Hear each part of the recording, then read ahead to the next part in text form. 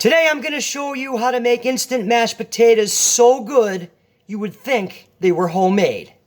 We're going to start off with 2 cups of beer.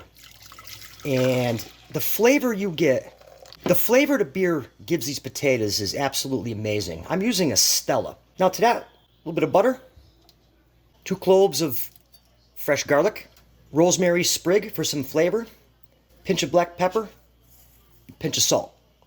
So as this comes to a boil, we're just going to work everything in here, incorporate all our ingredients. I'm going to add about 1/3 cup of water.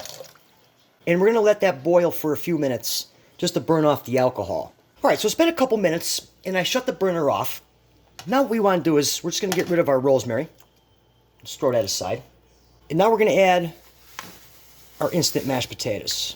All right, now we're going to add 1/2 cup shredded cheddar cheese, tablespoon of horseradish, a little more salt, a little more pepper. What we're going to do is we're just going to mix this all in here, incorporate it up all nice. So now that we have everything all mixed up, we want to just cover this.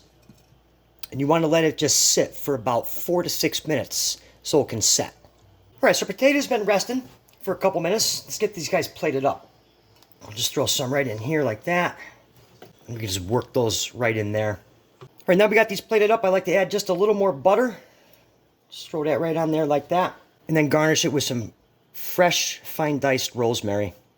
Let's get into that right now. All right, let's get into these right now. Absolutely amazing.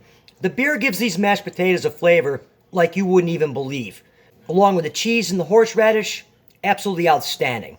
You know what would go good with these mashed potatoes? Is a good steak. But I got you covered.